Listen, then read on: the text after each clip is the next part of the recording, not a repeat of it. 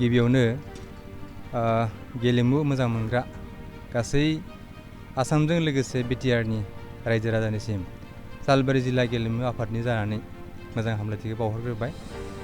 जोङो दिनै फोरमायनो मोननानै गोजोननाय मोनदोंदि जे आसाम फुटबल एस'सिएशननि बानजायनायाव जोंनि बे सालबारि जिल्ला गेलेमु आफादनि जा गेलेग्रा फोथार, बे गेलेग्रा फोथाराव सान द'नि हाबाफारिजों जोंनि बावैसो जानानै थांनाय जनफोरनि जा चेम्पियनफोर, बे चेम्पियनफोरा फैनानै जोंनि गासै 7 जन चेम्पियन टीमा फैनानै जोंनि बेयाव फाइनाल राउन्ड मेचखौ गेलेफैगोन आरो बेनिफ्राय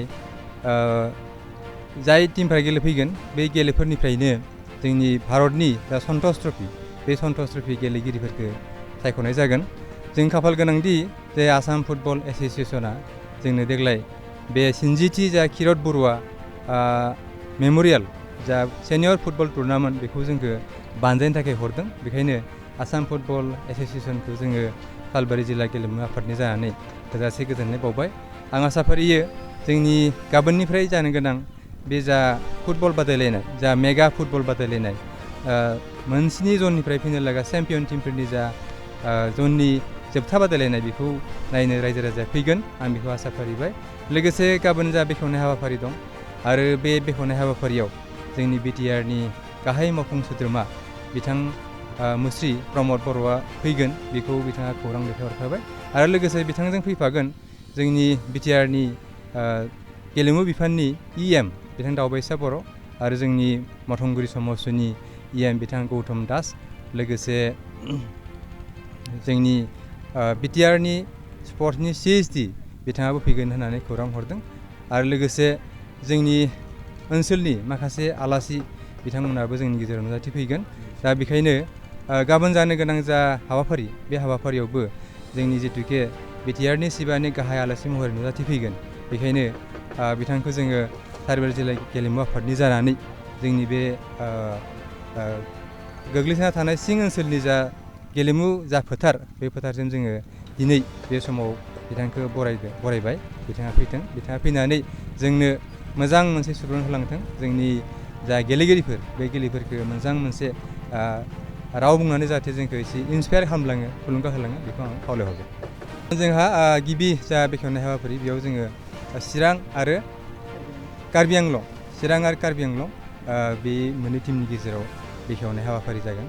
अदेबानि मोनसे खोथाखौ जोङो फोरमायनो सानखायो जे मोनसेनि टीमनि जानो गोनां जोंनि गेलेमु बादायलायनाय, बे बादायलायनायखौ जोङो जोंनि बे सालबारि जिल्ला गेलेमु आफादनि जा स्टेडियाम गेलेग्रा फोथार, बिनि अनगायैबो जोङो बासबारि बागाननि सेन्ट जेभियार स्कुलनि जा गेलेग्रा फोथार, जों बेखौबो लानाय जादों। जोंनि बे फाइनाल राउन्ड जा गेलेमु बादायलायनाय, बे बादायलायनाया गाबोन 9 तारिखनिफ्राय, थामहिनबा 9 सेप्तेम्बरनिफ्राय जागायगोन। बेनिफ्राय गेलेनानै जोङो बेखौ 14 थामहिनबा 14 सेप्तेम्बर खालि जों बेखौ फाइनाल गेलेनायखौ जोङो खुंफुंगोन। आरो बै फाइनाल गेलेनायखौ खुंफुंनाय समावबो जोङो आसा फारिदों जोंनि बिटिआरनि सोरबा गेदेमा सुबुं नङाबा आसाम साइडनिफ्राय सोरबा गेदेमा मन्त्रि बिथांमोनखौ जों खावलायगोन होननानै जोङो गरन्थ लादों आरो बेखौ जोङो समाव फोरमायनाय जागोन। बाइक अनसायगिरिफोरनि थाखाय मोनसे मोजां खौरां। Kokrajhar JD road axis bank साखाथियाव थानाय दावहारु अट' एजेन्सिया नोंथांमोननि थाखाय लाबोदों दामाका स्पेशेल अफार। खम बेसेनावनो नोंथांमोना बाजाजनि गुबुन गुबुन मडेलनि बाइक फाइनान्स खालामना नोंथांनि सिमांखौ जाफुंहोनो हागोन। 13,800 रांनिफ्राय जागायना 19,500 रांजों नोंथाङा बाजाजनि गुबुन गुबुन मडेलनि बाइक जेरै प्लाटिना, पालसार बायदि गुबुन गुबुन मडेलनि बाइक लानो हागोन।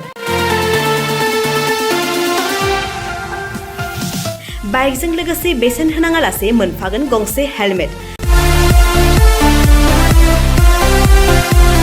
बाइगिरि बिथांमोना गोरलै राहाजों बाजाजनि फाइनान्स लिमिटेड नङाबा एक्सिस बेंक लिमिटेडआव फाइनान्स खालामनो हागोन।